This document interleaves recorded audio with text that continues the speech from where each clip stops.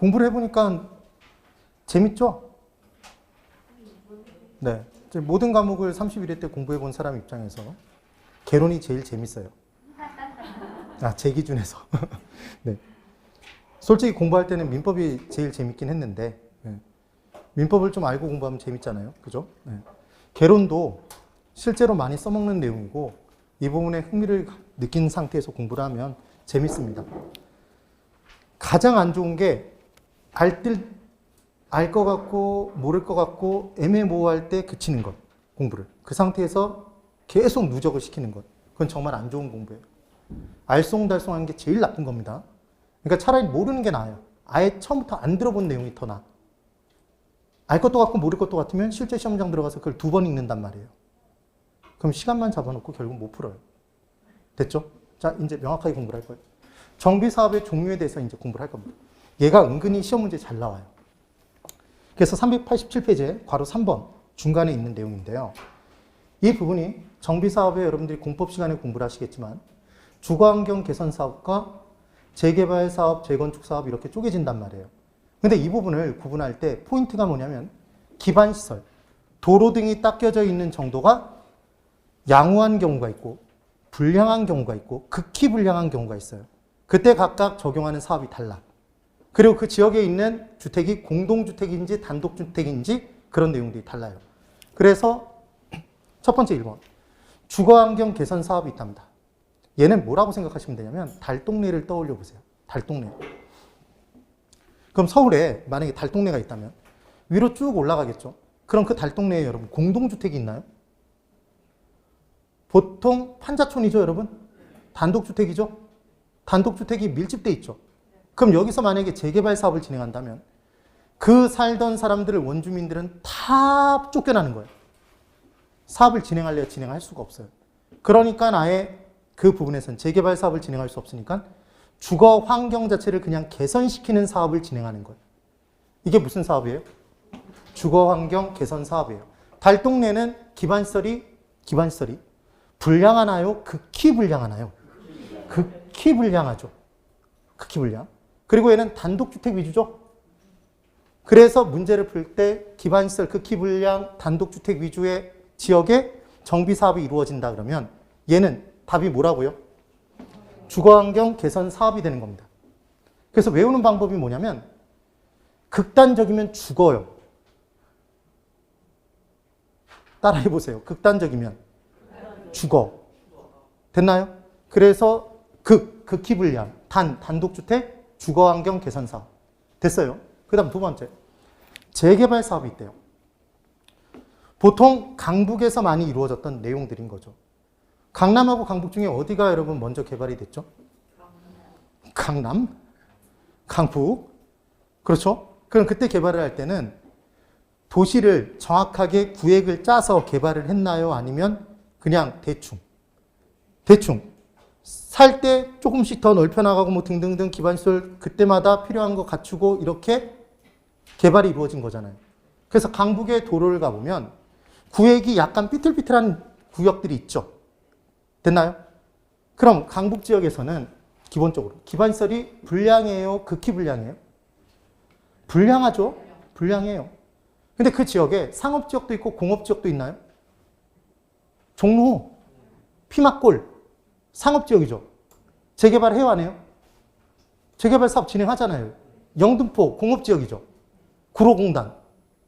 예? 거기서 재개발 사업 진행하죠?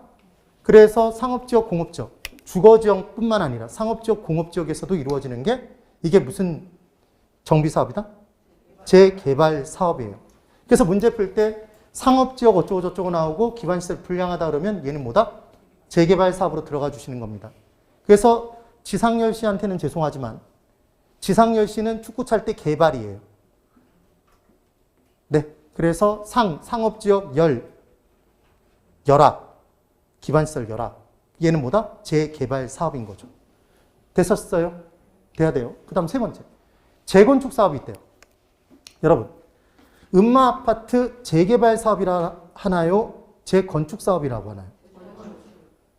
재건축 사업이죠. 그럼 강남 지역에서는 기반시설이 양호해요? 불량해요? 양호하죠. 그런데 그 위에 지어놓은 아파트들, 공동주택이 노후화가 진행돼서 더 이상 살기 어려워지잖아요. 안전 문제가 생기는 거 아니야. 그럼 걔를 노후화가 진행됐다고 해서 그 지역을 다 밀고 재개발하겠어요? 걔만 다시 지어요. 걔만 다시 건축하면 되겠죠? 그래서 기반시설이 양호한 지역의 공동주택 중심으로 이루어지는 게 뭐다? 재건축 사업인 거죠. 그래서 우리는 기반시설 양호, 얘 뜨고, 양 뜨고, 공동주택, 공 뜨면 얘는 건축, 재건축 사업으로 들어가 주시면 돼요. 그래서 기억하는 방법은 절에서 공양받아서 건축하죠. 절에서 공양을 받아서 건축하잖아요. 네, 이렇게 기억하면 끝난다는 얘기예요. 됐네요. 그 다음 이제 7번째, 지주 공동사업이라는 게 있대요. 지금 187을 설명드렸고, 자, 지금 187이 아니라 387 설명드렸고, 388 잠깐만 보실래요? 388 거기 보면 부동산 개발의 유형이 있죠. 있나요? 괄호 1번에 단순 개발 방식이 있대요. 그럼 토지 소유주가 지 토지 지가 개발하는 거예요. 그러니까 토지 소유권이 변동돼요? 변동되지 않아요? 변동되지 않죠. 그 다음 괄호 2번에 환지 개발 방식이 있대요.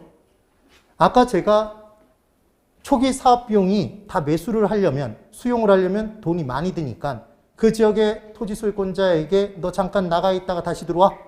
토지를 돌려주는 방식, 환지 방식. 그러면 면적으로 따졌을 때는 축소되는 거네요. 면적상으로는. 그러니까 토지 소유권자의 권리는 축소죠. 이게 환지 방식인 거야. 됐죠? 그 다음 괄호 3번에 매수 방식이 있어요. 얘를 택지 공영 개발 방식 또는 수용 방식이라고도 하겠죠. 그럼 기존 토지 소유권자의 권리는 소멸돼요? 축소돼요? 소멸이죠. 다 사들여 버렸으니까 정부가. 지금 그 얘기가 되는 겁니다. 그 다음 4번. 재개발 사업을 진행하는데, 절 보세요. 재개발 사업을 진행하는데 제일 깔끔한 건 뭐예요? 아니, 개발 사업의 주체인 정부 입장에서 제일 깔끔한 건 다 사들여서 아무 소리도 안 듣고 내가 계획 세운 대로 개발하는 게 가장 깔끔하잖아요. 그렇죠? 그런데 봤더니 어떤 지역은, 개발 사업을 진행하는 지역에 어떤 지역은 토지 가격이 싸. 그런데 어떤 지역은 이미 개발이 돼서 토지 가격이 비싸요. 그럼 싼 지역은 매수 방식으로 사들이고 비싼 지역은 잠깐 나가 있으라고 얘기하고 돌려주겠죠. 그럼 매수 방식과 지금 환지 방식이 섞였잖아. 그래요? 그렇잖아요. 그럼 얘를 무슨 방식이라고 할까요? 혼합 방식이라고 하는 거예요. 그 다음 괄호 5번에 합동 신탁 개발 방식이 있는데 별로 중요하지 않아요. 여기까지 됐죠? 그래서 지금 핵심 부분을 보시면 다음 페이지에 아예 합동 신탁 개발 방식에 대한 요약은 없잖아요. 그러니까 중요한 건, 절 보세요. 이건 거야, 이거. 자기 토지를 자기가 개발하는 게 단순 개발 방식. 그러니까 권리는 보존되는 거예요. 근데 이번엔 환지 방식이라면 면적은 주니까 권리 축소. 매수 방식이면 팔고 떠나야 되니까 권리 소멸. 그래요? 지금 그 얘기인 거잖아요. 그 다음 바로 이제 네모 6번에 389페이지. 택지 개발이 있습니다. 성숙지와 미성숙지가 있대요. 택지의 성숙도를 제가 설명드리길 했었어요. 사실은. 자, 저 보세요. 성숙도는 토지를 소기의 목적, 바라는 바의 목적으로 사용하기 위해서 얼마만큼 법경기 측면을 달성하고 있는지, 이게 성숙도래요. 그럼 택지의 목적은 뭐죠, 여러분? 이용 목적. 건물 올리는 거죠. 그럼 택지의 성숙도라는 것은 택지가 얼마만큼 법률적, 경제적, 기술적 측면에서 바로 건물을 올릴 수 있는 정도를 나타내는 거잖아요. 건물을 올릴 수 있는 지의 정도를 나타낸다고요. 그럼 그때 택지의 성숙도가 높은 땅은 성숙지? 성숙지는 바로 건물을 올릴 수 있다는 얘기죠? 그럼 그 땅은 쌀까요? 비쌀까요? 비싸요. 그럼 투자 목적으로 사는 사람은 성숙지에 투자할 수도 있겠죠? 투자라면. 그런데 투기 목적이라면 성숙지에 웬만하면 투자를 할까요? 안 하겠죠. 그럼 아직 성숙도가 낮은 땅 미성숙지를 사서, 싸게 사서 비싸게 사서? 싸게 사서 비싸게 파는 게 목적인 투기는 보통 뭘 대상으로 하겠다? 미성숙지를 대상으로 하겠죠. 그럼 질문, 미성숙지를 성숙지로 바꾸기 위해서는 비용이 들까요? 그럼 걔는 무슨 비용이라고 할까요? 성숙 비용이겠지. 그럼 그 성숙 비용에는 돈만 들어갈까요? 시간도 걸릴까요? 시간도 포함되는 개념일 겁니다. 그 얘기예요. 그 얘기. 어렵지 않아요. 그 다음 그 밑에 1번 공영개발. 여러분 공영자가 들어가면 누가 한다고 그랬죠? 정부가 하는 거예요. 정부가. 그 다음 390페이지. 괄호 3번에 공영개발의 장단점이 있습니다. 있나요? 네. 1번 장점 보시면 기억에 계획적 이용을 통해 계획적 이용, 토지 이용의 효율성 높일 수 있고 전체 토지에서 개발이익의 환수가 가능하니까 개발이익 환수를 많이 할 수 있겠네요. 그런가요? 그 다음 디귿. 지가 안정을 기하면서 비교적 저렴한 가격의 택지를 대량 공급할 수 있나요? 정부가 택지를 공영개발하면 건물 지을 수 있는 땅을 조성해서 민간이 조성하는 것보다 싸게 공급할까요? 비싸게 공급할까요? 싸게, 대량으로 공급할 수 있겠죠? 그러니까 당연히 수급 조절에 도움을 주니까 수요에 맞게 공급을 더 많이 해줄 수 있으니까 가격 안정화를 깨할 수 있다는 얘기죠, 지금. 지금 그 얘기예요. 근데 2번 단점, 기업. 초기에 사업 비용, 보상금 다 주면서 다 사들여야 되잖아요. 그럼 정부 입장에서는 초기 사업 비용 부담이 크겠네요. 매입비 부담이 가중된다. 니은 토지 수용 절차에서 반대하는 사람이 생겨요. 재산권 등의 침해가 이루어졌다고 반대하는 사람이 생길 수 있죠. 그러니까 민원이 발생할 우려가 있겠죠. 디귿 보상금을 받은 사람은 그 보상금 받고 멀리 떠나나요? 주변 지역에 머무르나요? 주변 지역에. 그러니까 주변 집가가 상승해요? 지금 그 내용이 나오겠죠. 그럼 주변 지역 토지에 투기 발생할 여지가 발생하죠. 그렇죠? 그 다음 그 밑에 괄호 4번에 공영개발에 따른 택지 공급의 이중가격 체계가 있대요. 저기 보세요. 이런 얘기예요. 택지 공영개발을 했는데 이제 말 그대로 공영이 들어가면 누가 한 거죠? 정부가. 뭘 개발했어요? 택지를. 건물 지을 수 있는 땅을 개발했어. 그럼 조성하는데 택지 조성 비용이 들 거예요. 그럼 손해를 볼 수는 없으니까 조성 원가가 있을 거 아니에요. 원가가. 그럼 조성 원가보다 무조건 다 비싸게 공급할까요? 안 그래요. 조성 원가보다도 낮게 공급할 때도 있어. 어떤 목적이 있겠죠. 저소득층한테 공급해주는 임대주택 등을 짓기 위한 토지를 공공주체에게 분양할 때는 더 싸게 공급해 줄 수 있겠죠. 맞아요. 그럼 민간주체가 개발하는 일반 건설업체가 개발하는 사업에는 더 많은 이익을 누려도 되잖아요. 비싸게 공급해도 되잖아. 그래서 이중적인 가격이 형성될 수 있어요. 단일 가격으로 공급하는 게 아니다라는 것만 기억하면 돼요. 네, 어디에 더 싸게 공급해준다? 공적 주체의 개발 활동에 쓰일 토지에 대해서는 더 싸게 공급해 줄 수 있다. 지금 그 얘기인 거죠. 되셨어요? 그 다음 391. 이제 중간 2번. 민간 개발 있죠? 공영자 없으면 다 민간 개발입니다. 우리가 하는 개발이라고 보시면 돼요. 토지 소유주가 스스로 개발하는 게 무슨 사업일까요? 자체 개발 사업. 그럼 토지 소유주, 지주가 개발업자와 같이 한꺼번에 사용하면 사업을 진행하면 뭘까요? 지주 공동사업이에요. 네. 그래서 지주 공동사업의 종류를 이제 기억하는 게 중요해요. 자, 391페이지 제일 밑에 보시면 자체 개발 사업이 있습니다. 고개 드시고 저만 보세요. 자체 개발 사업은 누가 개발한다고요? 토지 소유주가 직접 개발해요. 그럼 토지 소유주의 개발 사업의 능력이 떨어지면 쫄딱 망할 수도 있겠네요. 감소하는 위험이 커요. 지 혼자 개발하니까. 그 대신 누릴 수 있는 수익은 더 커져요. 자기 혼자 개발하니까 사업 진행 속도는 빠를 수 있겠죠. 그렇지만 위험을 혼자 감수해요. 이게 자체 개발 사업. 그 다음 넘겨보세요. 그래서 제일 위 동그라미 2번에 사업 시행과 자금의 조달과 이익의 귀속의 주체는 모두 다 누가 된다? 토지 소유주가 된다. 지금 그 얘기인 거예요. 그런데 이걸 오해하셔서 어떻게 오해하실 수 있냐면 자체 개발 사업은 갑이라는 사람이 자체 개발 사업을 진행하면 건물 짓는 거 다 자기가 짓는구나 이렇게. 그게 아니죠. 도급은 줄 수 있잖아요. 지어달라고 건설업체에게. 그런 내용이에요. 그 다음 바로 이번에 장점에 개발 사업의 이익이 모두 토지 소유자에게 귀속되고 토지 시행자의 의도대로 사업 추진이 가능하며 짓고 지가 개발하니까 누구 의견 반영할 필요 없으니까 사업 시행의 속도가 빠르겠죠? 그 얘기예요. 근데 3번에 이제 단점. 사업의 위험성이 높을까요? 자기 혼자 위험을 감수해야 되니까. 자금 조달의 위험 부담도 따르겠죠? 위기관리 능력이 요구되겠죠? 이거 요구됐을 때 충족되지 못하면 쫄딱 망하겠잖아요. 그러니까 절 보세요. 토지 소유주 지주가 개발사업 잘하기로 유명한 개발업자와 공동으로 사업을 진행하는 내용이 나오겠죠. 이게 지주 공동사업이라고. 그래서 2번에 지주 공동사업이 나온 거죠. 그래서 동그라미 2번을 보시면 지주 공동사업의 가장 큰 장점은 불확실하고 위험도가 큰 부동산 개발 사업에 대한 위험을 지주와 개발업자 간에 분산하는 데 있다. 되셨죠?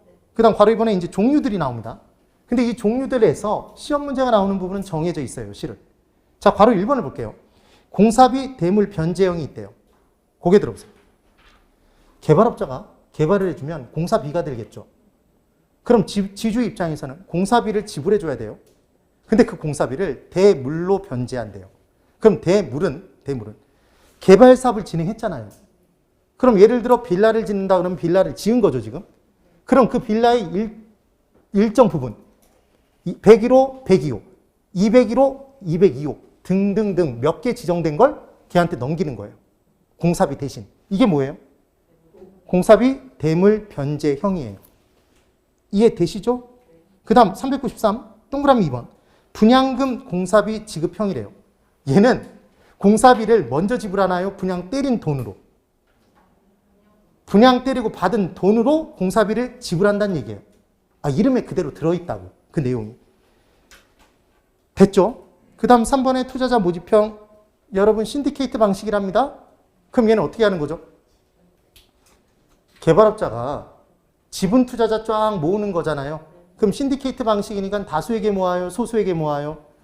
다수에게 모으죠. 어떻게 외웠어요? 다신 틀리지 말자고 그랬죠?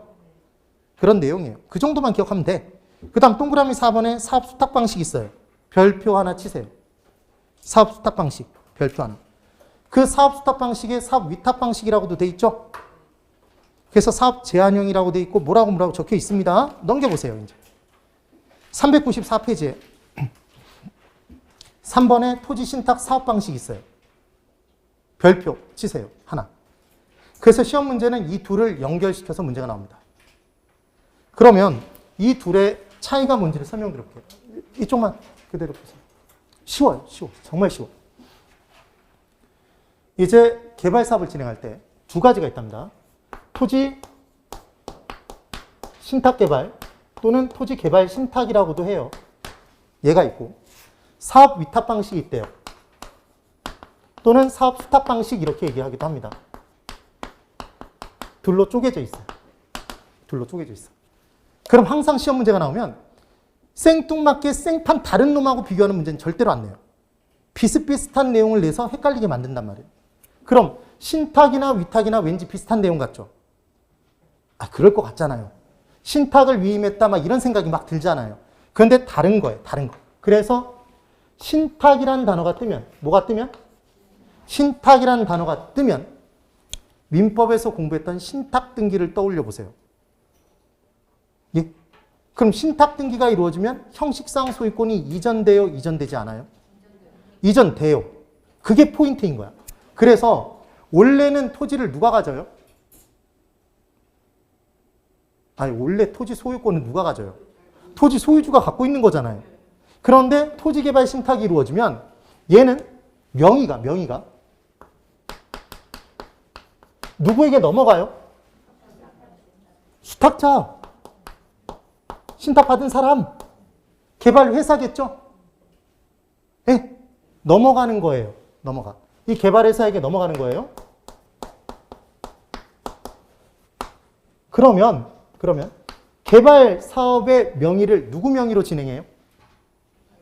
개발회사 수탁자 명의로 진행하는 거예요. 자금 조달도 누구 명의로 하는 거야? 수탁자 개발회사 명의로 하는 거예요. 됐나요? 그럼 사업이 완료가 됐어. 그럼 이 사업은 누구 거예요? 이 개발된 부동산 누구 거여야 돼? 얘 거여야 돼요? 아니죠. 토지 소유자 거잖아. 근데 명의가 누구 명의로 진행됐어? 수탁자 명의로. 개발회사 명의로 진행됐죠. 그러니까 얘는 명의 이전이 다시 돼야 돼요? 안 돼야 돼? 명의 이전이 다시 이루어져야 돼요. 누구에게로? 토지 소유주에게로, 지주에게로 이루어져야 되죠. 네. 그래서 왠지 이렇게 진행하니까 수탁자와 토지 소유주가 개발이익을 반분할 것 같은데 왠지 개발이익을 나눌 것 같잖아요. 그렇지 않고 이 둘 다 개발업자는 공통적으로 약속된 개발 수수료만 받아요. 뭐만 받아요? 개발 수수료만. 그럼 개발 사업을 통한 이익은 다 누가 누려? 토지 소유주가 누리는 거예요. 그럼 이제 차이가 뭔지 설명드릴게요. 얘는 사업 위탁 방식은 신탁자 없죠? 신탁자 눈을 씻고 찾아봐도 없잖아. 이게 사업 수탁 방식으로 나와도 암탉이 아니라 수탁이어도. 죄송해요. 이건 하지 말 걸 그랬어. 그래서 사업 수탁 방식, 사업 위탁 방식 나와도 신탁자 없죠?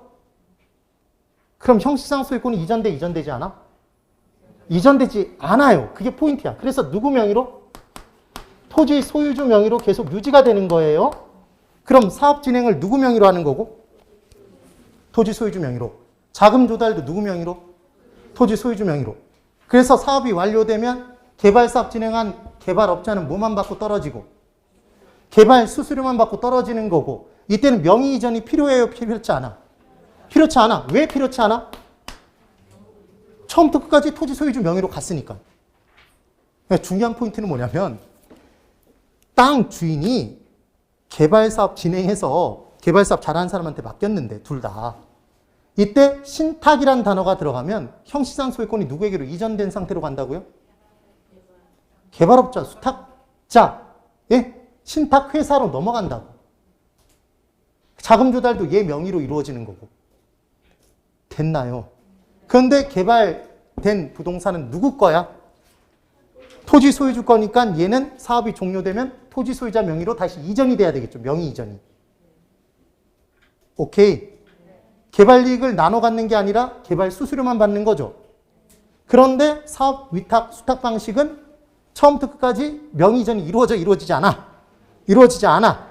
똑같은 방식인데 개발 사업은 개발업자가 다 진행하는 게 맞아요. 근데 명의가 누구 명의다? 그냥 토지 소유주 명의로 끝까지 쭉 가는 거야. 그러니까 얘는 명의 이전이 필요 없는 거지. 이 둘의 비교가 그렇게 문제로 나오는 거예요. 그래서 제가 별표를 하나씩 치라고 얘기를 한 거예요. 개발론에서 제일 출제 가능성이 이제까지 높았던 부분이고 많이 나왔었고 또 나올 가능성이 있는 부분이 이 부분인 거예요. 됐죠? 쉽습니다. 그래 꼭 읽어보시면 돼요. 그 다음 4번에 컨소시엄 구성 방식이 있어요. 저를 보시고. 예전에 MB 정권 시절에 이명박 전 대통령이 4대강 개발 사업 했었죠. 그러면 4대강 개발 사업은 대규모 토목공사예요. 대규모의 개발 사업이었잖아요. 그럼 어떤 개발회사 하나가, 건설회사 하나가 그 개발 사업을 진행할 만한 자금력과 기술력을 모두 갖추기 힘들단 말이에요. 그러니까 그런 대규모 개발 사업을 진행할 때 여러 개발회사 등이, 건설회사 등이 컨소시엄을 구성한 거예요. 그래서 공동으로 사업을 진행한 거예요. 그래서 한 업체가 법인의 대표를 맡거나 연합법인을 만들거나 이런 식으로 관리를 합니다. 그럼 상호 기술력의 보완이 이루어질 수 있을까요? 자금력의 보완이 이루어져요? 안정적 사업 진행이 가능해진다? 그래서 대규모 개발 사업이 진행되는 게 컨소시엄 구성 방식이었어요. 근데 얘의 단점은 뭘까요? 여러 법인이 있잖아요. 여러 건설회사가 합쳐졌어. 그럼 의견이 잘 맞을까요? 잘 안 맞을까요? 잘 안 맞죠? 그러니까 배가 사공이 많아서 산으로 올라가 버릴 수도 있다. 사업 기간이 연장되는 단점이 존재할 수 있어요. 그럼 중요한 건 컨소시엄 구성 방식은 개발 사업의 규모를 따지지 않고 구성된다. O일까요? X일까요? X예요. 왜 X일까요? 소규모 개발 사업의 컨소시엄을 구성하면 소규모 개발 사업에 나눠 먹을 게 있어요? 없죠. 그러니까 얘는 대규모 개발 사업에 적합한 방식이겠죠.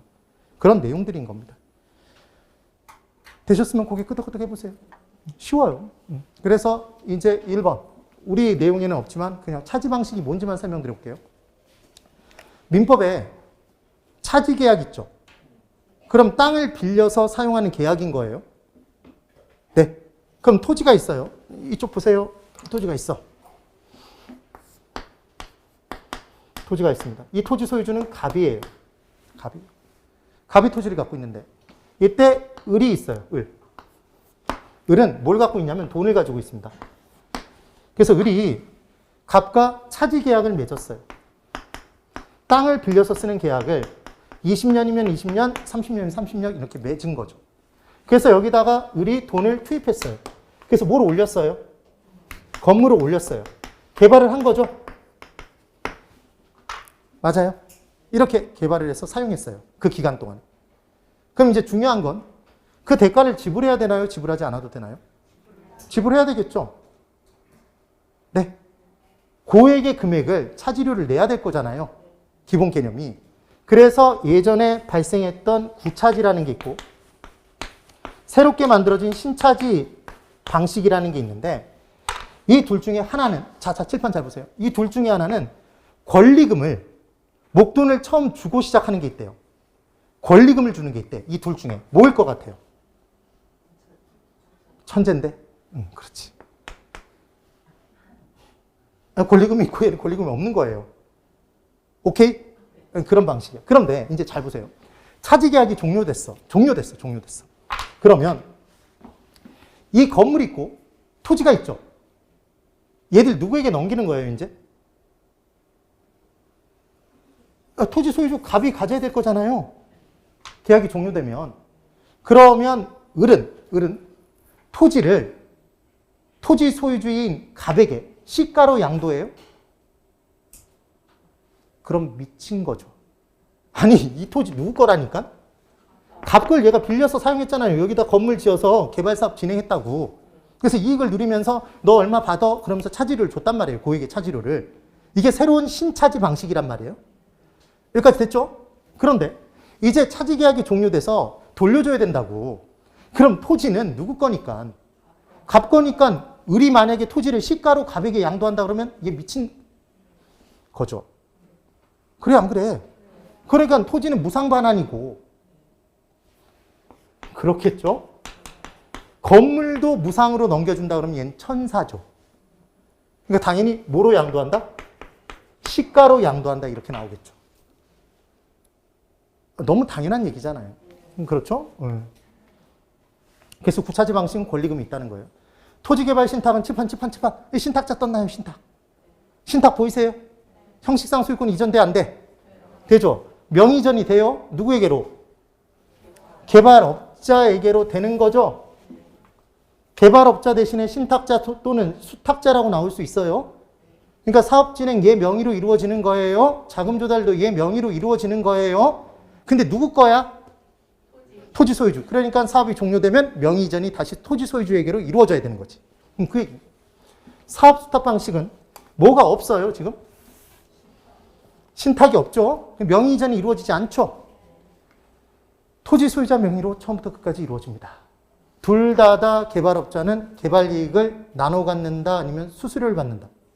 수수료를 받는다. 그렇죠. 등가 교환 방식이라는 게 있대요. 얘는 뭐냐면 여기 그대로 보세요. 쉬워요. 토지 소유주가 있습니다. 토지가 있어요. 갑이 갖고 있어. 을이 이번엔 돈이 있어요. 똑같이. 얘 돈을 투입해서 여기다가 건물을 지었어. 둘이서. 그러면 이 개발이 이루어졌을 때 토지가 투입됐고 토지 얘 시가로 판단해 볼 수 있겠죠. 투입된 토지에.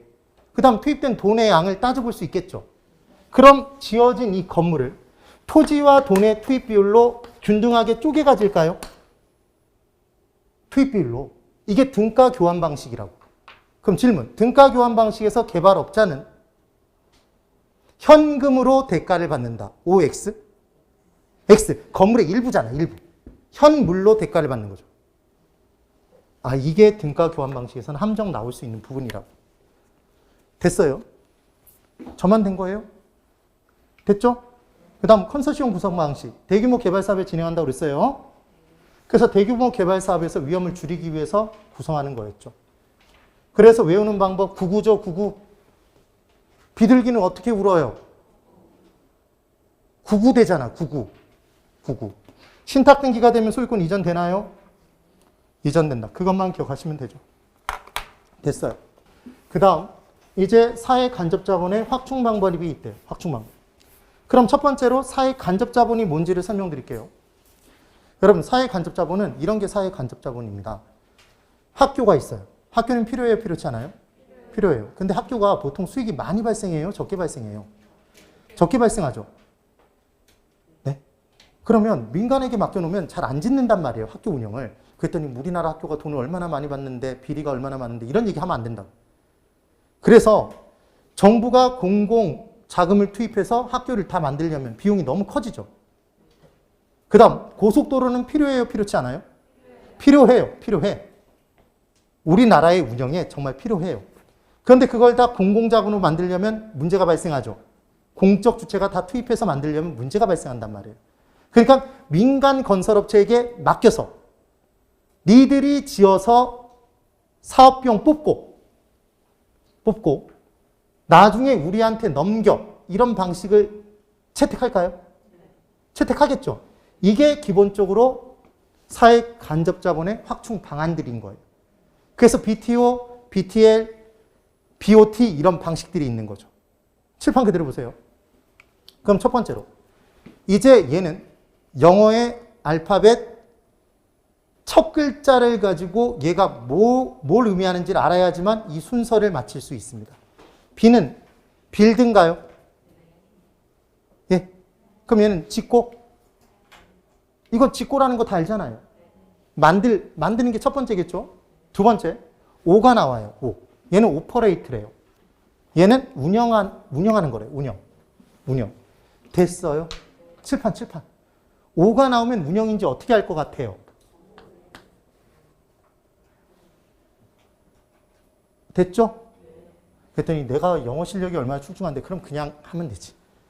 운영하다가 나오면 이게 O예요. O.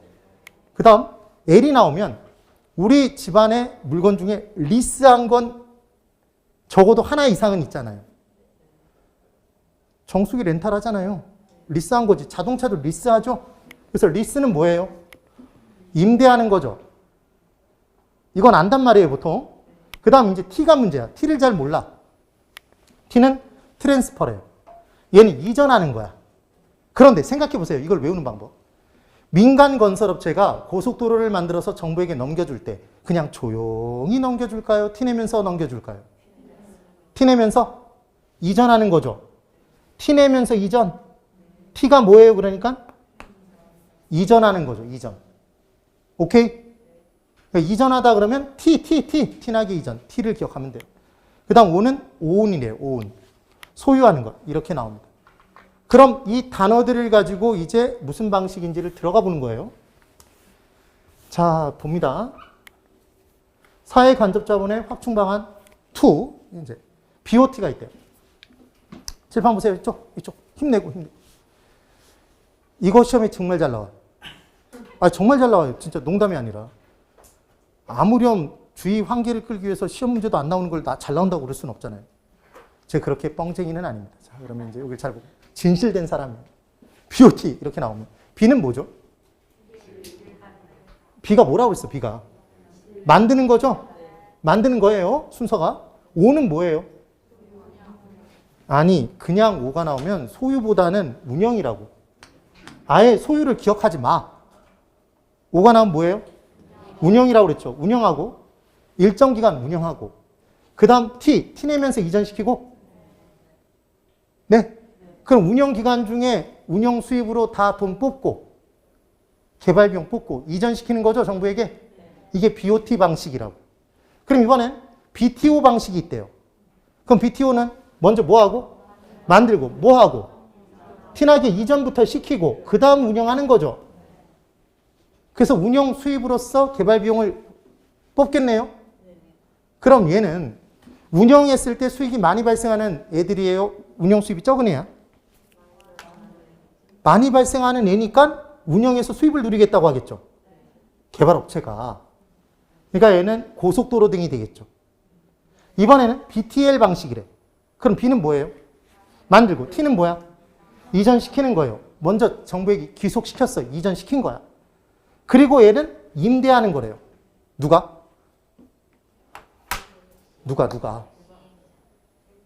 지금 민간 건설업체가 지었죠. 넘겼어요. 정부에게 귀속시켰어. 그리고 일정 기간 동안 20년이면 20년 동안 운영해서 그 수익을 가지고 개발 비용을 뽑는 게 5였죠. 근데 이번에는 지어줬는데 학교야, 학교. 학교에서 수익이 많이 발생해요? 발생하지 않죠. 그럼 20년 동안 운영하겠다고 얘기해봤자 그 운영 수익으로 개발 비용을 못 뽑는단 말이에요. 네.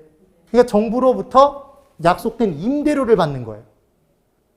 이게 뭐예요? BTL 방식인 거예요. 차이가 뭔지 이해되시죠?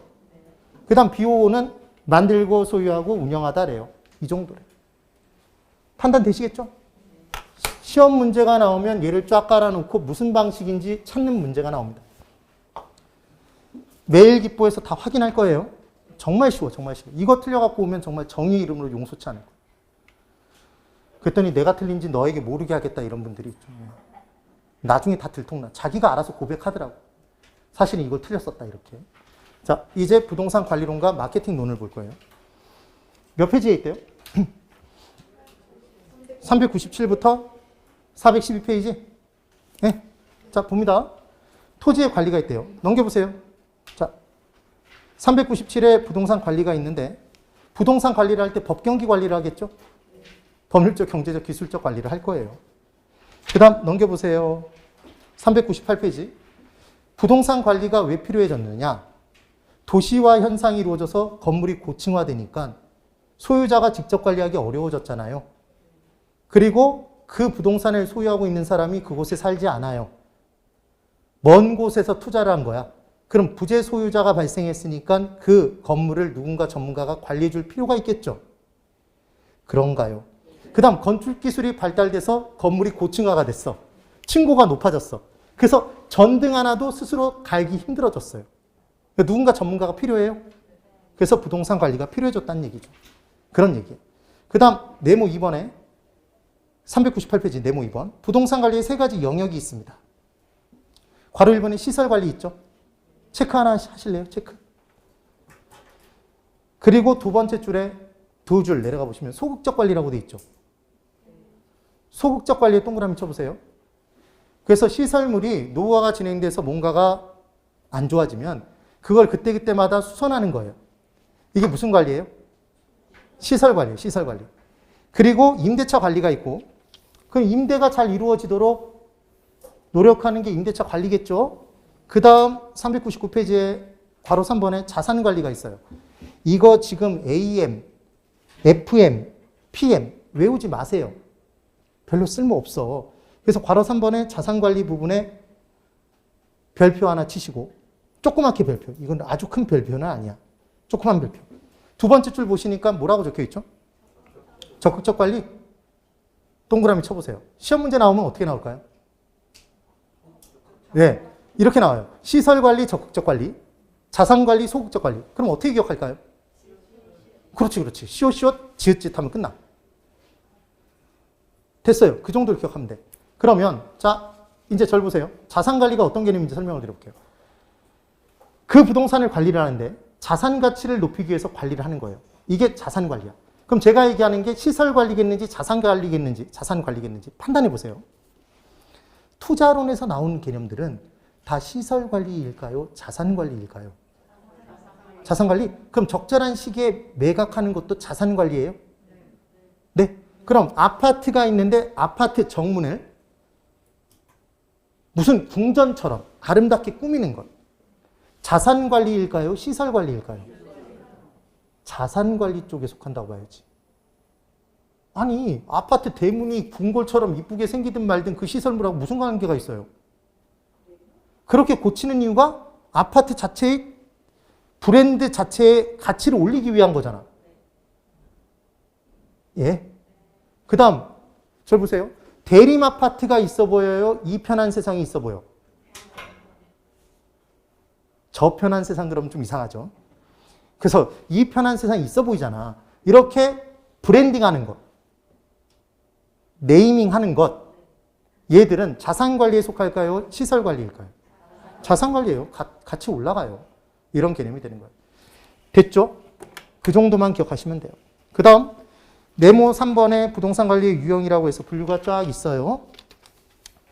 그래서 기술적이냐 경제적이냐 법률적이냐 그 내용을 보는 건데 자 여러분 400페이지에 정확히 중간에 핵심 부동산 관리의 내용적 분류 있죠, 여러분? 있나요? 그럼 법경기 관리를 한다고 얘기를 했습니다. 건물 소유주 말고 건물 관리인은 보통 법경기 관리 중에 무슨 관리하고 다니시죠? 기술적 관리. 그래서 기술적 관리가 협의의 부동산 관리예요. 그럼 법경기 모두를 포함시키면 광의의 부동산 관리라고 얘기를 하겠네요. 그런 거겠죠? 그때 그 구분 부분에 토지 부분이 중요해요. 토지 부분을 정확히 기억하는 거예요. 고개 드시고 이제 이쪽 보세요. 토지의 관리에서 토지의 도난 방지 대책은 법경기 관리 중에 어디에 속하는지를 판단하면 돼요. 자, 저만 보시고 대답합니다. 토지의 도난 방지 대책은 법률적 관리다. 경제적 관리다. 기술적 관리다. 이거 기술에다 손드시는 분들이 많기 때문에 시험 문제를 내요.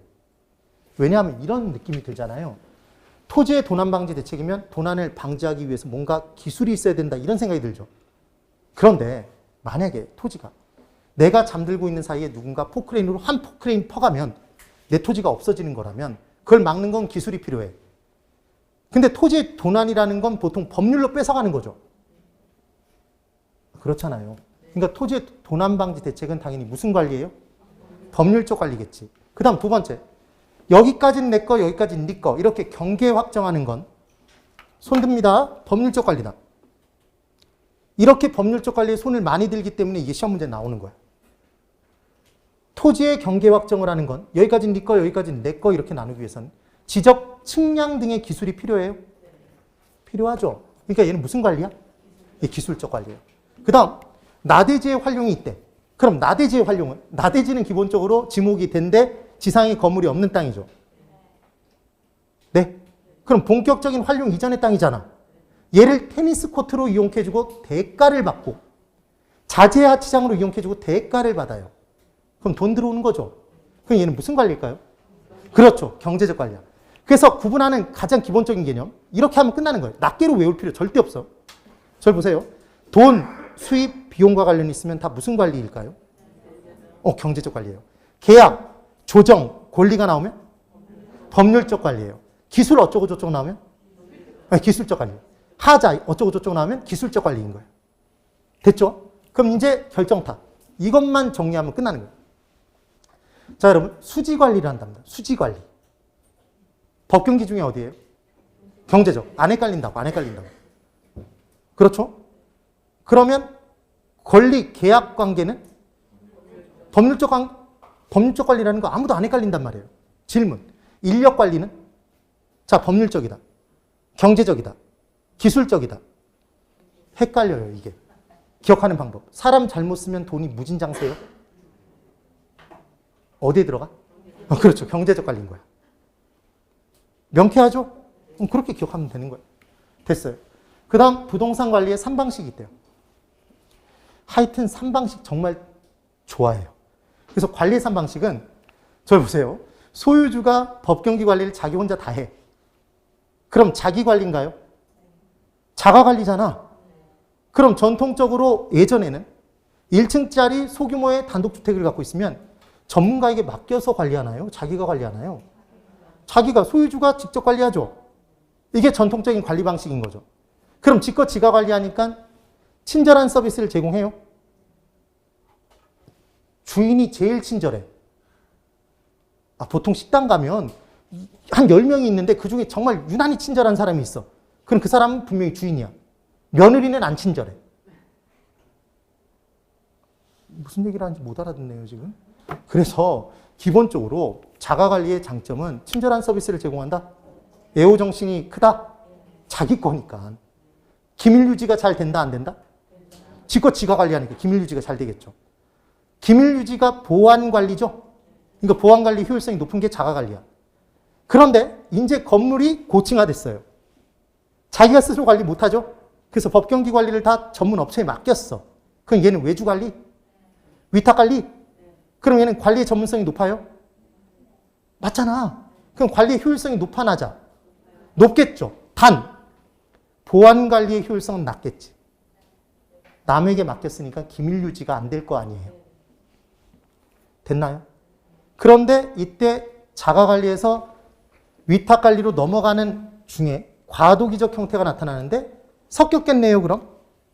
무슨 관리일까요? 혼합관리겠지. 혼합관리. 그럼 혼합관리는 법경기 중에 뭐는 소유자가 하고 법경기 중에 뭐는 전문가가 하겠네요? 관리 전문가가.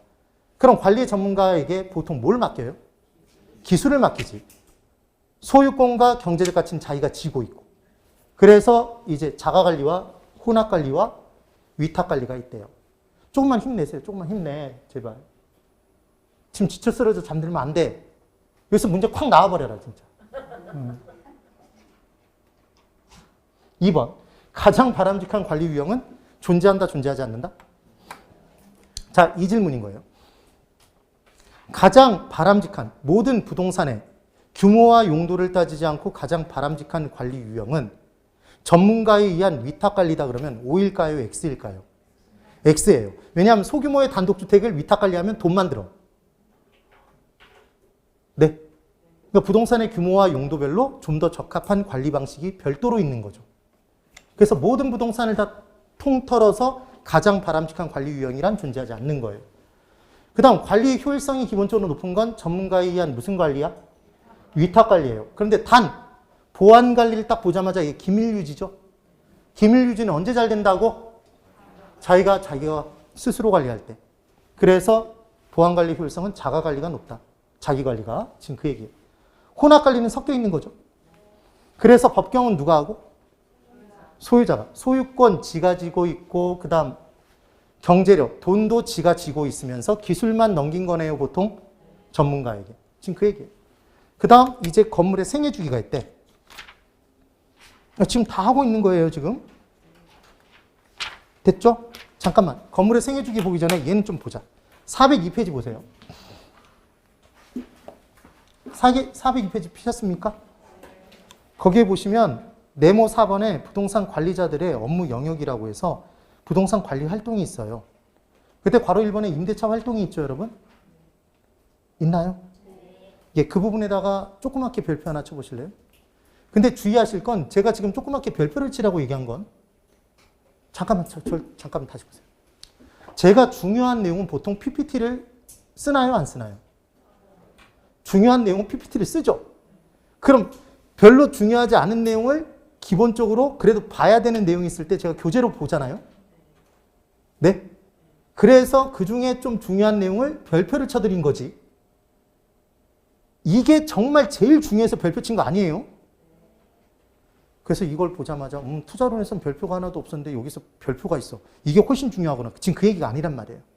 되셨죠? 자, 이제 오해의 여지가 사라졌으니까 이쪽 보자고요.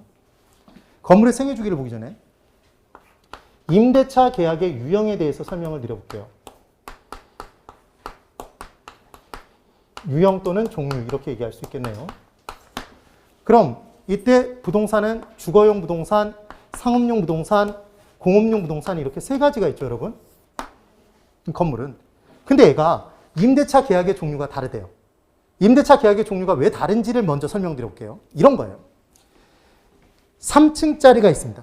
3계층에 주거용 부동산이 있어요. 3층에 보통 집주인이 살아요. 1층을 세를 줬어요. 그럼 그 주택은 한 사람이 다 갖고 있나요? 무슨 주택 설명한 거예요, 제가? 다가구 주택? 바닥 면적의 합계는 몇 제곱미터 이하예요? 기준은 무조건 660제곱미터밖에 없다고 그랬죠. 초과하는 건 딱 하나밖에 없다고 그랬잖아. 담배를 다른 말로 뭐라고 해? 연초. 그래서 연립주택만 초과였죠. 또 기억이 안 나네. 그래서 다가구 주택에서 1, 2층에 사는 사람들한테 집주인이 월 어느 시기가 되면 매 월마다 똑똑똑 두들기죠. 세댁 문 좀 열어봐 이런단 말이에요. 집주인 아주머니가. 그러면서 뭐라고 얘기를 하냐면 우리 전체 집에 전체 건물에 전기료가 10만 원이 나왔어. 너무 적게 나왔다. 30만 원이 나왔어. 근데 30만 원에 세댁네 집은 남편이랑 애기랑 3명이니까 3명. 우리는 2명. 2층에 사는 또 다른 집, 누구네 집은 4명이니까 그거 다 더해서 n분의 1로 쪼개는 거죠. 그래서 세댁내는 3명이니까 곱하기 3에서 전기료 얼마 때리죠. 그래 안 그래? 뭐 그런 집에 살아본 적이 없나 보네. 수도료도 마찬가지 그런 식으로 한단 말이에요. 그럼 결국은 집주인이 다 걷어가요. 그래서 뭔가 공급자에게 자기가 내보낼 건 자기가 내보내는 거죠. 다 받은 상태에서. 그러니까 걔는 총임대차 계약이겠어요? 순임대차 계약이겠어? 전체 다 받았잖아. 총임대차 계약이라고 그런 게. 네. 그래서 주거용 부동산은 무슨 임대차 계약을 맺어요? 총임대차 계약. 우리는 얘를 뭐라고 했었지? 조라고 했던 거 기억나시죠? 네. 그런데 여러분 백화점 보셨어요? 백화점? 백화점에 들어가 보면 분명히 내가 갔던 매장, 브랜드가 있었는데 그 매장이 없어지는 경우 있어요? 없어요? 있죠? 매장 교체 이루어지는 경우 있잖아요. 그러면 보통 왜 교체가 되죠? 매출액이 적어서. 매출액이 적어서. 제일 큰 이유가. 그럼 매출액이 적은데 왜 백화점에서는 빼라고 얘기해요? 이유가 있죠. 상업용 부동산의 경우에는 임차인의 매출액의 일정 비율만큼을 임대료로 더 받는단 말이야. 이게 비율 임대차 계약이에요. 되세요? 그러니까 상업용 부동산에서는 임대인이 임차인을 선정하는 기준은 가능 매상고가 큰 업체를 임차인으로 둔다. 이게 되셔야 돼요. 그 다음 공장이 있습니다. 이거는. 공장은 똑같은 공장이어도 그 공장에서 생산하는 물건의 종류에 따라 보험료가 달라지나요? 위험한 걸 생산해. 그럼 보험료가 높다고요. 전기료도 달라져요. 전기 사용량이 달라진다고. 수도료도 달라지고. 그러니까 그 부분을 누가 다 받는 건 의미가 없어. 임대인이 다 받는 건 의미가 없고 임차인은 전기료, 수도료, 보험료를 지가 낼 거 다 별도로 지가 내고 순수한 임대료만 지급하는 계약을 맺겠네? 그래요, 안 그래요? 그렇지. 그러니까 얘는 순임대차 계약이지. 그래서 이 부분을 섞어서 내면 헷갈릴까요? 헷갈리지 않을까요? 헷갈려요. 안 헷갈리는 방법. 칠판 있죠. 주총이 있어요. 주주총회. 조임대차 계약이라고 나오면 얘 뒤집으면 조죠. 네. 국가대표 상비군. 상비약품. 지금 뭐 하고 있는지 알아야 돼. 그 다음 얘기할 수 있지만 크게 읽지는 않을 거예요. 공땡이.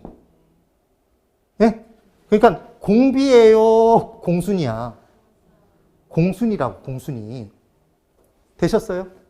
그 다음 이때 각각의 부동산에서 임대인, 임차인을 선정하는 기준은 5층짜리 건물이 있습니다.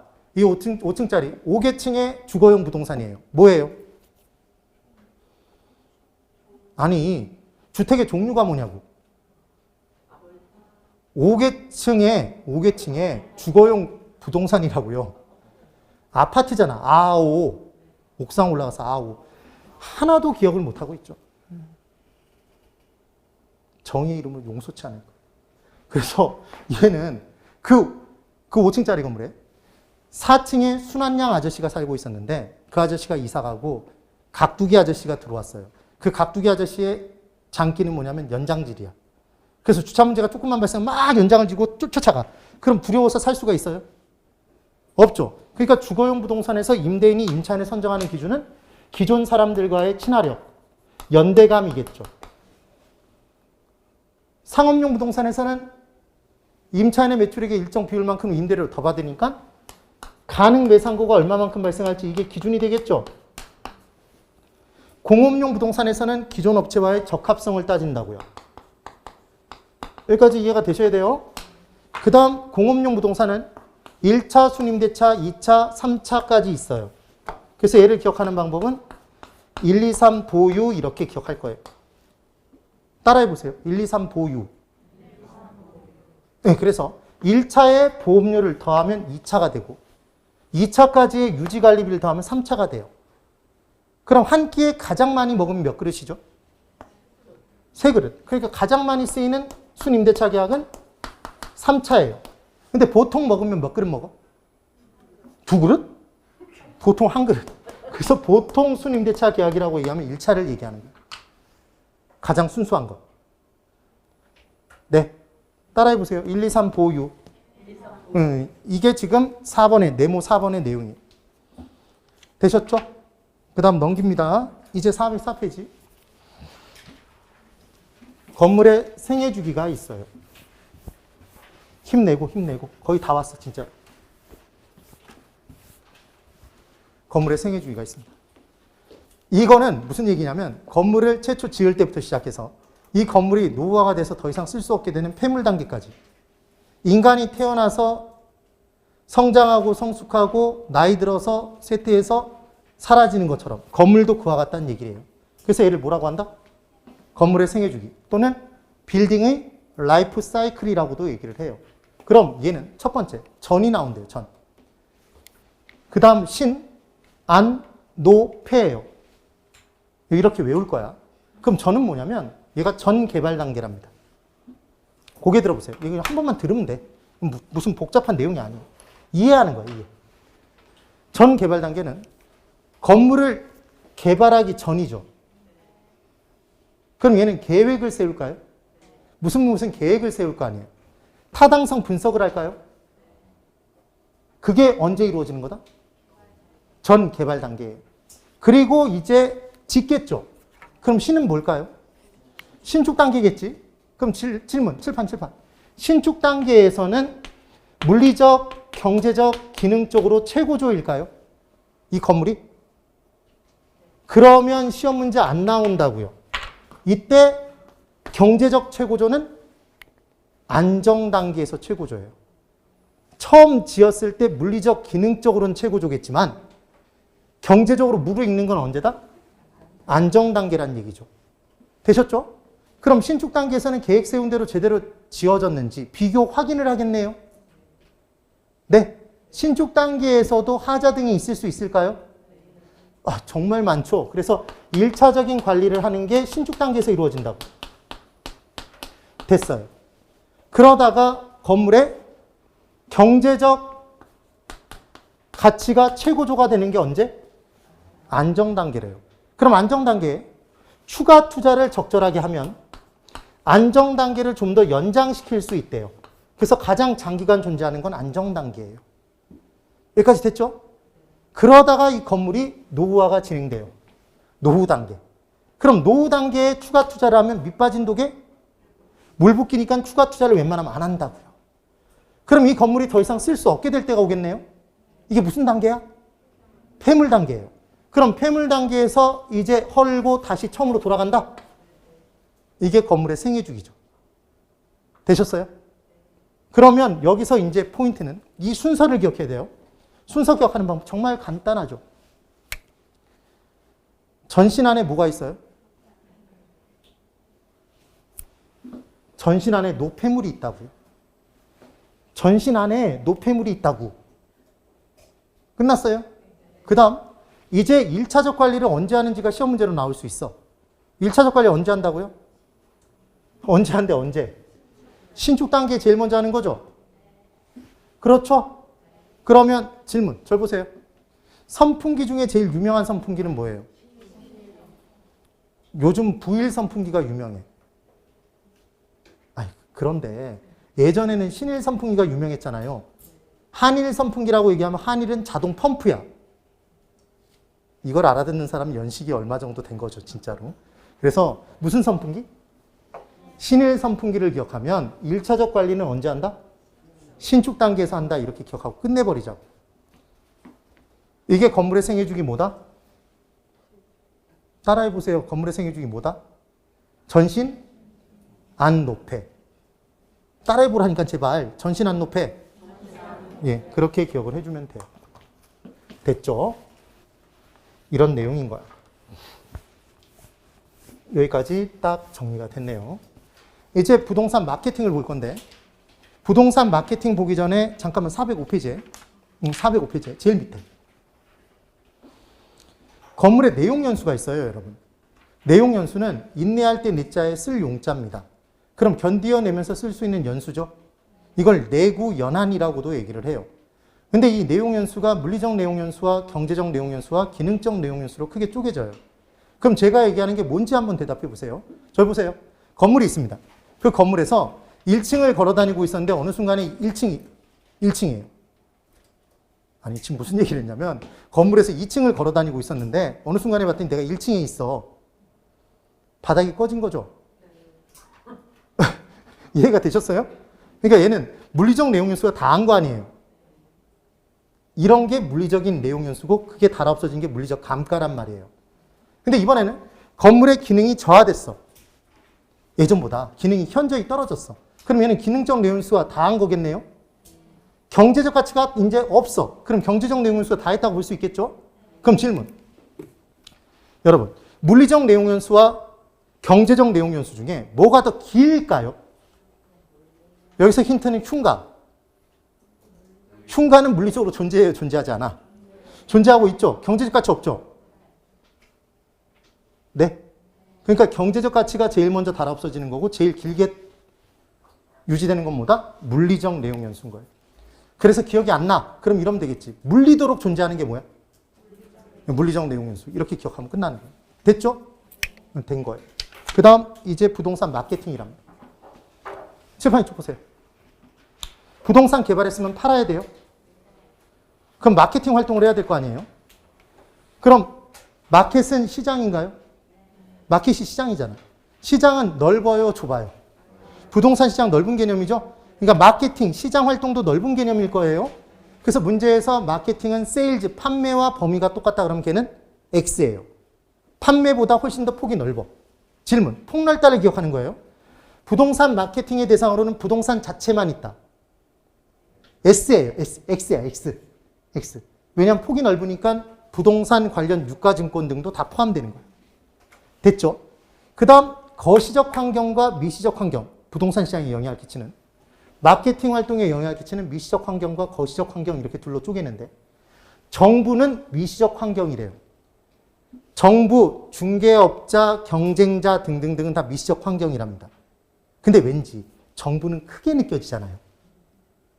거시적 환경처럼 느껴지죠? 미시라는 것만 기억하면 돼. 그래서 얘를 기억하는 방법 있겠죠? 시장은 폭넓다고 예전에 제 기억에 저희 집에서 보통 때는 정부미를 먹고 소풍 갈 때 일반미로 김밥을 쌌어. 무슨 얘기인지 또 못 알아듣고 있죠. 예전에 정부가 비축해뒀다가 그 몇 해 묵은 쌀을 팔았단 말이에요, 싸게. 이게 뭐였어요? 정부미. 네. 무슨 역사 탐험도 아니고. 그래서 이제 기억할 때는 뭐라고 기억한다? 따라해보세요. 정부미. 그래서 정부는 뭐야? 미시적 환경. 그리고 실제 부동산 시장에서는 예전에는 어느 지역에 아파트를 짓든지 간에 지어놓으면 다 팔렸나요? 다 팔렸죠. 그런데 요즘은 정말 엄한 곳에다가 제대로 안 지어놓으면 안 팔리죠. 그러니까 수요자의 욕구를 만족시켜주는 게 중요해요, 중요치 않아요? 중요하죠. 수요자 중시 시장인 거죠. 이거 공급자 위주의 시장이다 그러면 X예요. 그러면 소비자의 욕구가, 수요자의 욕구가 어떤지 설문조사를 할 필요가 있을까요? 설문조사의 순서가 나오는 거예요, 순서가. 그래서 첫 번째, 예를 들어 이런 개념이에요. 1지역에 건설업체가 A 건설업체가 아파트를 30평형대 아파트를 공급하고 싶어요. 그러면 아무렇게나 지어놓으면 안 팔리니까 이 1지역에서 30평형대 아파트에 들어가 살 사람들에게 구조를 어떻게 만들어주는 게 좋은지를 먼저 설문조사를 해볼 필요가 있을까요? 그래야 소비자의 욕구를 만족시켜주는 제품을 만들 수 있잖아요. 그렇겠죠? 그런데 이제 생각해보면 똑같은 30평형대 아파트여도 30대, 40대가 원하는 구조와 50대, 60대가 원하는 구조와 70대 이상이 원하는 구조가 같을까요? 다를까요? 달라요. 왜냐하면 30, 40대가 만약에 거주를 한다면 자녀들이 어리겠죠, 아직? 그럼 자녀가 예를 들어 요즘 잘 안 맞아떨어지지만 3명이야. 남자 2에 여자가 1명이에요. 예? 그럼 이때에도 아주 어렸을 때는 그냥 한 방에 이렇게 밀어넣고 살아 그래도 되나요? 돼, 안 돼. 되잖아요. 그럼 방 3개에 아니면 이 둘을 한 방, 부부 한 방. 예? 그러니까 방의 크기가 어느 정도 비슷해야 된다고요. 구조가. 그리고 이제 5, 60대가 되면 자식들이 거의 대부분 빠져나갔나요? 가출하진 않았겠지. 출가를 했을 거 아니에요. 그러니까 이제 부부가 둘이 살아야 돼. 예? 아니면 아직까지 살고 있을 수 있죠. 근데 애들이 커졌지. 그러니까 방을 하나씩 줘야 되죠. 네. 그러니까 원하는 구조가 달라진단 말이에요. 70대 이상이 되면 부부가 딱 하루에 3번 만나요? 3번 접선하잖아. 밥 먹을 때만. 무슨 얘기인지 또 못 알아듣고 있죠? 그래서 구조가 다 다르다고요. 원하는 구조가. 그래서 중요한 건 이 일지역에 대기업이 하나 이전돼 들어와서 30, 40대가 많이 들어와 살 거예요. 그런데 70대한테 조사를 해서 설문지를 돌려서 그들이 원하는 구조를 뽑아내 봤자 아무 의미가 없죠. 네. 그러니까 1지역에 30평의 아파트를 지을 때 어떤 구조로 지을까? 목표 파악했죠, 첫 번째. 두 번째로 모집단을 먼저 형성해야 돼요. 어떤 집단을 대상으로 조사를 할 건지 모집단을 먼저 설정해야 되겠죠. 그리고 그 집단이 얘라면 이 집단이 원하는 설문 항목들로 설문지를 조사해야 되겠지, 설계를. 그래서 이 사람들한테 뿌려야 되겠죠. 그래야 정확한 결과가 나올 거 아니에요. 네. 그래서 순서가 어떻게 나오는 거냐면 이렇게 나오는 거죠. 목표 파악을 하고 모집단을 설정한 다음에 조사 설계를 하게 돼 있어요. 이들이 원하는 항목별로. 뭐라고 생각하기 쉽냐면 목표 파악한 다음에 설계를 먼저 하고 설문지를. 그리고 그 집단에게 뿌린다 이 생각을 하기 쉽단 말이에요. 이 순서 문제가 역사상 한 번도 안 나왔습니다. 그런데 얘는 정말 나올 가능성이 있어. 정말로. 이 순서 뒤집어 놓으면 맞힐 사람 거의 없어요. 그래서 기억하는 방법. 뭐 줘? 하면 돼. 따라해보세요. 뭐 줘? 나이 먹어서 부인이 남편을 불렀죠. 그랬더니 남편이 뭐라 그래요? 뭐 줘? 별로 재미가 없네요. 그래서 이걸 이렇게 기억하면 돼. 끝났어요. 그 다음 이제 부동산 마케팅의 3차원이 있대. 시장 점유 마케팅하고 고객 점유 마케팅, 관계 마케팅만 공부하면 오늘 끝나는 거예요. 이제. 시장 점유 마케팅은 STP 전략이라는 것과 4P 믹스라는 게 있대요. 이쪽만 잘 보세요. 지금 잘 듣고 그냥 끝내버리는 거예요. S는 세그멘테이션이랍니다. 스펠링 기억할 필요 없어요. 전체 시장을 수요자 집단의 특성별로 세분화시키는 거래요. 세분화. 그 다음 T는 타겟팅이에요. 이 세분화된 수요자 집단의 시장에서 자기가 들어갈 시장을 타겟팅, 표적 시장을 정하는 거야. 그리고 그 표적 시장 내에 들어갔을 때 기존의 공급자들이 있겠죠? 그럼 그 기존 공급자들과 차별화된 뭔가가 있어야지만 시장 점유율이 높아지겠죠. 아, 그래요? 안 그래요? 그래서 차별화된 위치로 선정하겠죠? 이게 포지셔닝 P예요. 그래서 STP를 순서대로 해야 시장 점유율이 높아진다는 얘기죠. 그 다음 니은에 4P 믹스가 있대요. 여러분 커피 믹스는 커피, 프림, 설탕이 섞여 있는 거죠. 혼합돼 있잖아. 그럼 지금 4P 믹스는 P로 시작하는 4가지가 섞여 있겠네요. 그래서 이 P로 시작한 4가지가 뭔가 봤더니 프로덕트가 있대요. 칠판. 프로덕트는 제품인가요? 그 다음 프로모션이 있대요. 아파트 분양 업체가 일정 기간을 정해놓고 이때 분양을 받으시면 벽걸이 TV를 무상으로 드릴게요. 이런 프로모션 진행하나요? 5월에 프로모션, 8월에 프로모션 이런 거 보셨죠? 프로모션이 판매 촉진이야. 판매 촉진 활동. 그 다음 프라이스는 가격이죠? 가격. 그 다음 플레이스는 얘가 유통이래요. 그럼 질문. 부동산의 유통은 공인중개사 사무소를 통해서 이루어지나요? 아, 우리나라에서 우리가 그걸 따고 싶은 거잖아요, 지금. 그래서 공인중개사 어쩌고 저쩌고 나오면 걔는 유통과 관련된 내용이겠죠. 됐어요? 모델하우스 짓는 건 프로모션이죠. 아, 모델하우스 오세요. 각 티슈들 막 돌리고 그러는 거 다 프로모션이죠. 정의 이름을 용서치 않을 거야. 그러면 프로덕트는 아파트가 있는데 아파트 내에 실개천이 흘러. 자연 친화적이에요. 아니, 개천에 꽂히지 말고. 네? 쾌적성이 높잖아. 노루가 뛰어다니진 않아도. 그러면 얘는 제품 가치가 높은 거죠. 네. 그 다음 모든 주차시설을 다 지하로 끌어당기고 위를 공원으로 만들었어. 지상 공간을. 그럼 얘는 다른 아파트보다 제품적 가치가 높은 거죠. 그 다음 방범 시스템이 잘 갖춰져 있어서 안면 인식 시스템이 있어요. 그래서 화장지는 못 들어가. 이런 게 뭐야? 제품과 관련된 내용이죠. 됐죠? 이런 개념인 거예요. 이걸 구분하는 문제도 나온 적 있어요. 그러면 이때 P는 뭐냐면 포지셔닝이라고요.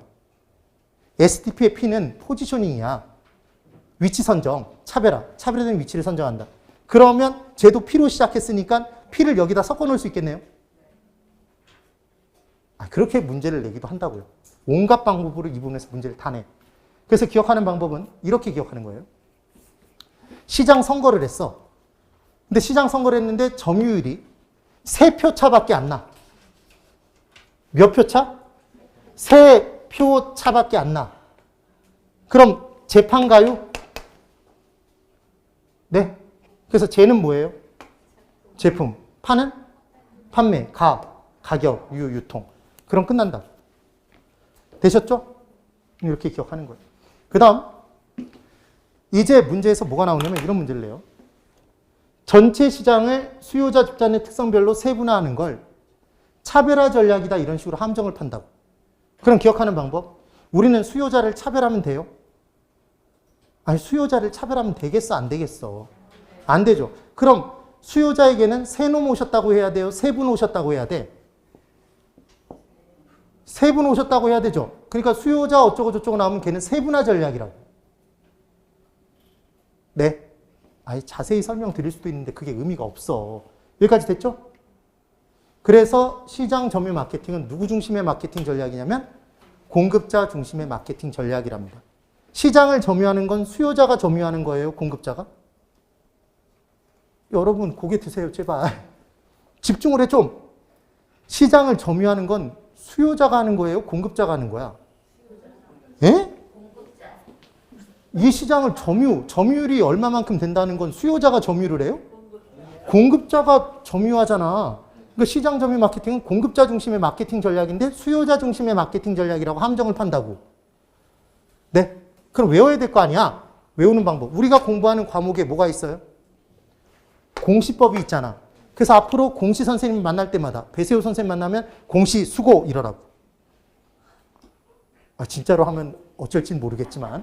그래서 공급자 중심이 시장 점유 마케팅. 그 다음 이제 고객 점유 마케팅이 있대요.